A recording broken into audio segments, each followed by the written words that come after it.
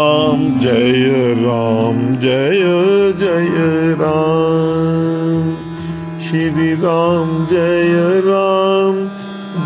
जय राम। श्री राम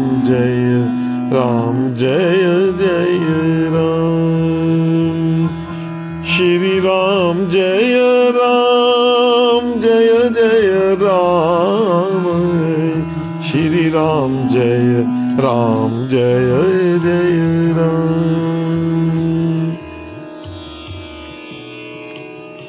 आज हम श्री रामचरितमानस के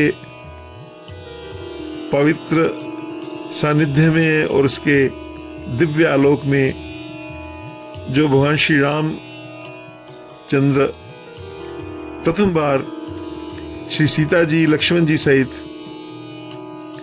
प्रयागराज गए हैं, वो प्रसंग श्री रामचरितमानस से का आनंद उठाते हैं। आइए चलें। तो जब भगवान श्री राम जी की बनवासी वेश में जो यात्रा शुरू हुई है, तो भगवान ने गंगा जी में प्रथम स्नान किया है। फिर भगवान श्री रामचंद्र वहां वृक्ष के नीचे ही निषाद जी के साथ उन्होंने वो बिताई है। ऐसा दिव्य महापुरुषों से सुना। दिव्य महापुरुष ने हमें बताया कि ये जो वृक्ष है, जो श्री रामचरितमानस में चौपाई आई है कि तेही दिन भयउ विटप तर बासु, लखन सखा सब कीन सुपासु। ये जो वृक्ष है जहां सब प्रबंध किया गया लक्ष्मण जी और निषाद राज जी द्वारा, ये अक्षयवटी है वृक्ष, जो कि प्रयागराज में आज भी विद्यमान है। इसकी चर्चा हम आगे प्रसंग में करेंगे। तो आइए भगवान श्री राम का जो पदार्पण जो तीर्थराज में हुआ है, उसका चौपाइयों का गायन करें। फिर हम इसको प्रसंग को साथ में उसका आनंद लेते जाते हैं।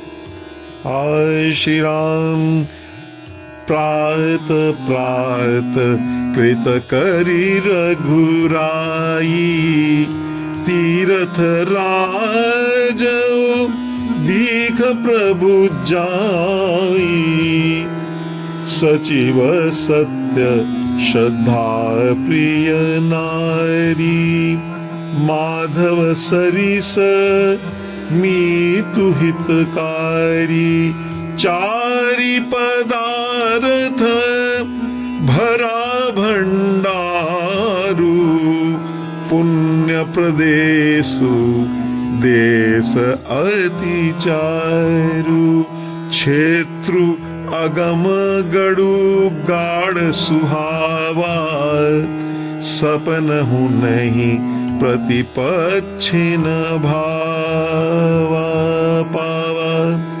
सैन सकलती रथ बर बीरा, कलुष अनीक दलन रन धीरा, संगमु सिंहा सनु सुठी सोहा, छत्र अख्य बटु मुनि मन मोहा, चवर जमुन अरु गंगा तरंगा, देखी होई दुख दारिद भंगा, देखी होई दुख दारिद भंगा। आइए उस दिव्य जो प्रदेश है तीर्थराज प्रयाग, ये सब तीर्थों का राजा है। इसकी महत्ता अगर इस कलयुग में देखी जाए तो अभी कुछ वर्षों में देखी जाए कि इसको मुगलों ने भी बहुत कोशिश करी इसको नष्ट करने की, लेकिन उनका बल नहीं चला। वो और तो देवस्थान, यहां तक अयोध्या भी उन्होंने बुद्ध काल में ये लुप्त हो गई थी, लेकिन इसी तीर्थराज प्रयाग से ही महाराजा विक्रमादित्य ने दोबारा से सब हमारे तीर्थ का पता लगाया, इसको धुरी में रखकर, सेंटर में रखकर अयोध्या जी का और सब तीर्थों का ये सब पता लगाया। तो इसलिए तीर्थराज प्रयाग का बहुत महत्व है। प्रात प्रात कृत करी रघुराई, भगवान श्री राम चंद्र जी की ये दिनचर्या रहती है कि जहां वो रात को रुकते हैं उसी स्थान पर सरकार सवेरे उठकर प्रातःकाल का जो कृत्य है, संध्या वंदन आदि, स्नान इत्यादि, वो सब भगवान वहीं कर लेते हैं ताकि समय जो है उसका सदुपयोग हो। तो प्रयागराज भगवान चले हैं, सुबह का समय है, तो वहां पर अब जो प्रयागराज है वो जिस प्रकार एक राजा होता है, राजा सरीखा होता है, तो राजा के जितने भी अंग हमारे शास्त्र में बताए उसका वैसे ही राजसी ठाट बाट है। उसी का गोसाई जी ने बड़ा सुंदर रूपक बांधा है कि वो कैसा है वो प्रयागराज। सचिव सत्य श्रद्धा प्रिय नारी, कि उस प्रयागराज का जो सचिव है, जो उसके सेक्रेटरी हैं, जो मंत्री हैं, जो उसके सबसे बड़े मंत्री हैं, प्रधानमंत्री हैं तीर्थराज, वो सत्य हैं। तो राजा के 6 अंग होते हैं, मंत्री होते हैं, उनके मित्र होते हैं, उनका राज्य होता है, उनका खजाना होता है, उनका दुर्ग होता है और सेना होती है। तो जो मुख्य है वो मंत्री है, जिनके द्वारा सारा कार्य चलता है। राज्य से भ्रष्ट राजा भी हो तो मंत्री अगर सत्य होगा तो राज्य दोबारा से प्राप्त हो सकता है। इनकी कृपा के बगैर आपकी राजा से भेंट नहीं हो सकती। तो बिना सत्य के आश्रय के तीर्थ के फल की प्राप्ति नहीं होती। तो इसीलिए गोसाई तुलसीदास जी ने बताया है कि इस राज्य का जो तीर्थराज है, इनके जो सचिव हैं, मंत्री हैं, वो सत्य हैं। श्रद्धा प्रिय नारी, अब जो महिषी जो महारानी है, पटरानी है, वो तीर्थराज को बड़ी प्रिय है। श्रद्धा, क्योंकि श्रद्धा के बिना धर्म नहीं होता। तो धर्म की उत्पत्ति के लिए श्रद्धा चाहिए। तो दूसरे और इसके फिर अंग जो उनके मित्र जो हैं, मित्र उनके जो हैं वो माधव हैं, भगवान साक्षात विष्णु भगवान ही वहां पे जो विराजमान है, माधव आज भी, वो उनके मित्र हैं। मित्र अरुण श्रद्धा वो उनके मित्र हैं। माधव सरिस मीतु हितकारी, वो हित करने वाले मित्र हैं। चारि पदार्थ भरा भंडारू, और भंडार कैसा है, वो राज्य जो राज्य है वो हर प्रकार से संपन्न है। उसका जो कोश है, वो उनका जो खजाना है, वो धर्म, अर्थ, काम और मोक्ष, इन चारों से भरा हुआ है।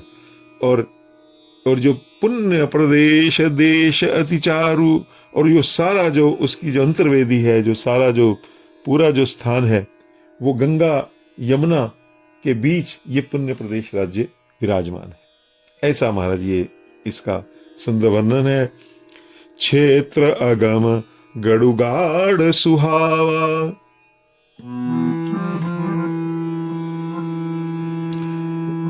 सपन नहीं प्रतिपक्षिन पावा।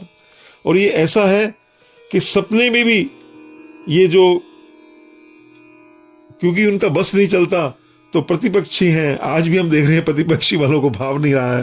प्रयागराज का जो वैभव है वो कई लोगों को जो प्रतिपक्ष में बैठे हैं उनको अच्छा नहीं लग रहा है आज भी। तो क्षेत्र अगम, वो ये क्षेत्र जो है वो उसका जो किला है, ये तुलसीदास जी की एक आंतरिक गहरी चोट है। उस समय जो मुगल कालीन में जो वहां पे जो किला बनाया गया अकबर द्वारा जो भी, तो वो उन्होंने कहा कि तुम किला बना लो, लेकिन वो जो किला जो इसका किला है उसको तुम भेद नहीं कर सकते। और इसीलिए उनसे वो वक्षवट भी उन्होंने बड़ी कोशिश करी कि हिंदुओं का ये चिन्ह मिटा दें। उसके बहुत कोशिश करी, उसको काटा भी गया, लेकिन वो वैसे का वैसा आज भी हरा भरा है। तो ये क्षेत्र अगम है, उनके लिए अगम्य है। गड़ुगाड़ जो गाड़, उसका जो वो उसका जो किला है, वो उसके ऊपर किसी का बल नहीं चला। और वो स्वप्न देखते हैं कि इसको नष्ट कर लेंगे, पर उनसे नष्ट नहीं हुआ। दूसरी बात ये जो है जितने बड़े बड़े तीर्थ संसार में हैं, वो जो दिन रात पापों का नाश करते हैं, वो सब कि जैसे सेना होती है, वो सब जो तीर्थ हैं, कितने हजारों तीर्थ जो हैं वो प्रयागराज में विराजते हैं। सब तीर्थ जितने भी पृथ्वी के ऊपर जितने तीर्थ हैं, आपको सब तीर्थ करने की, बार बार जाने की ऐसे आवश्यकता नहीं है। ये जो तीर्थ राज है, इसका जो ये जो 20 कोस में इसका जो विस्तार है, कोई 40 कोस में भी इसका विस्तार कहते हैं। उस तीर्थ राज में झूसी तक ये जितने भी हैं सब, इसके अंदर ही सारे तीर्थ जो हैं ये सब विराजमान हैं। नैमिषारण्य, पुष्कर, सिंधु सागर जो गंगा सागर है, कुरुक्षेत्र, गया, कई लोग कह रहे हैं कि हमारे गंगा सागर का नहीं आप कर रहे, ये सब तीर्थ यहाँ पे विराजमान है भैया। इसके अंदर तो ऐसा कहा गया कि 30 करोड़ 10,000 तीर्थ प्रयाग में सदा निवास करते हैं। इसमें ये जो मथुरा, द्वारका, हरिद्वार, काशी, पुष्कर, ये सब तीर्थ सेना है, ये शेष तीर्थ हैं। तो वरवीरा वो ऐसे हैं कि उनको शत्रु को जब तक वो पराजित ना कर लिए वो पीछे नहीं हटते हैं। ऐसे अचल जो वीर हैं वो सब यहाँ पे विराजमान है। और यहाँ पे संगम का जो स्नान करना है, वही यहाँ की तीर्थराज की वो स्थान है।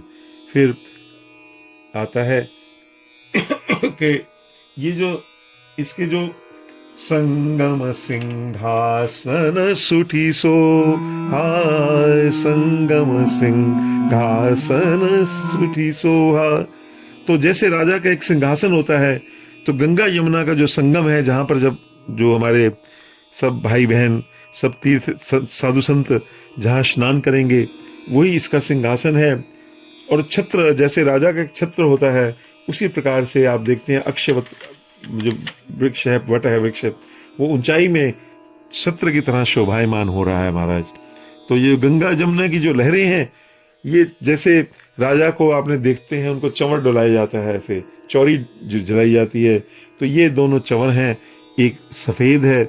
इनको देखने मात्र से दुख और दारिद्र इन सब का नाश हो जाता है। तो ये जो स्थान है, इसलिए यहाँ इसकी सब जो है, इसको सब से इसके सेवन करते हैं। सेवन मतलब यहाँ आकर पूजा पाठ करते हैं। सेवही सुकृति साधु सुचि, पावही सब मन काम, वंदी वेद पुराण पन, कहीं विमल गुण गान। वो सब इसका गुणग्राम, इसके गुण जो हैं, यहाँ के जो प्रयागराज के जो गुण हैं, वो इसका गायन करते हैं।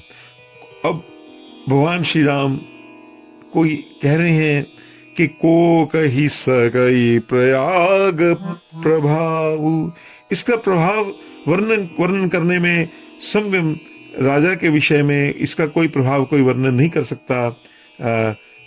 तो ये तो इनके राजा का जो इनका समाज है, राजा का कैसे वर्णन करेंगे, जहाँ साक्षात वो बैठे हैं राजा। तो कहते इनके सामने तो पाप समूह रूपी हाथी आते ही नहीं। कलुष पुंज कुंजर मृगराऊ, जो पाप समूह रूपी हाथी के लिए वो सिंह है, जैसे शेर के सामने हाथी नहीं टिक सकता। तो इस प्रकार ये जो है सिंह रूप ये विराजमान है। असतीरथ पति देखी सुहावा। अब भगवान श्री राम जो हैं, ये प्रसंग की कहते हैं, जब भगवान ने ये तीर्थ देखा, तो जो अब वो कहते हैं ये तो एक तीर्थ है, भगवान तो सुख के सागर हैं, वो तो अनंत हैं, लेकिन उन्हें भी ये सुख देने वाला प्राप्त हुआ। प्रयागराज मित्र हैं, और वो ऐसे, क्योंकि वो माधव को वैसे ही भगवान का जो एक रूप है, माधव उसके मित्र हैं। तो ऐसे प्रयागराज को देखकर भगवान श्री राम चंद्र जी को अत्यंत उनको वहाँ पे खूब उनको सुख प्राप्त हुआ। उन्होंने वहाँ फिर स्नान किया है भगवान ने। मुदित नहाई कीन शिव सेवा। वहाँ पे भगवान ने उन्होंने भगवान शंकर की पूजा की है, जो उनका नित्य क्रम था। भगवान श्री राम चंद्र ने 14 वर्ष में प्रत्येक दिन पार्थिव शिवलिंग की पूजा करी है। जब भी इवन युद्ध के समय भी सवेरे वो शिव पूजा करके ही, विधि पूर्वक पूजा करके, उन्होंने जो वहाँ के नियम है, तीर्थ देवताओं की पूजा की है। और ये करके आगे का प्रसंग जो भरद्वाज जी के आश्रम वो कैसे गए हैं, वो हम फिर कभी इसका वर्णन करेंगे, तो उसका आनंद लेंगे। बोल सियावर रामचंद्र महाराज की जय।